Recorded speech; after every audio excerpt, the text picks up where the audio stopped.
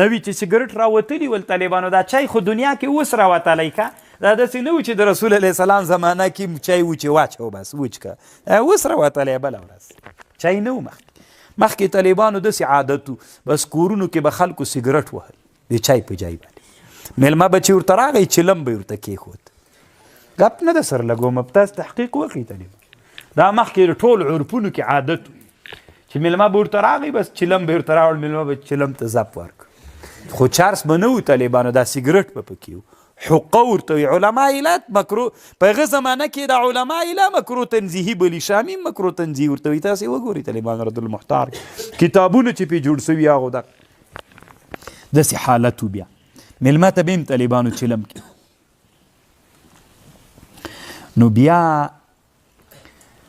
د دور المختار په زمانه کې چې عثماني خلافت هلته د مسلمانانو امیر امر وکړه چې سګرټ به نور نه وهل کیږي د دور المختار مولا په متن کې د دور المختار لیکي چې دا ناروا ده که مباح سي سګرټ کې بیا اختلاف و د ملایانو روا ده که ناروا ده په هغه زمانه کې وي دا ناروا ده ځکه ناروا ده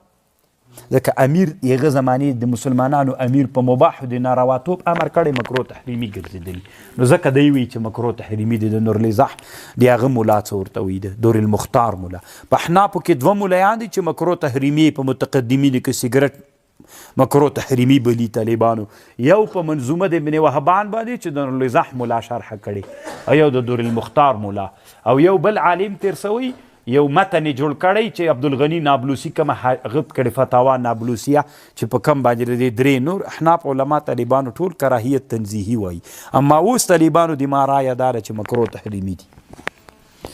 هم په دې مې تحقیق هم کړی طالبانو د ما مخکیني تحقیقات صحیح نه دي طالبان هغې نه زه بیرته ګرځېدلی یم ځکه دا صحت ته تاوان کوي علما د علم شرعیت وی کم شی چې صحت ته تاوان کوي هغه مکروه تحریمي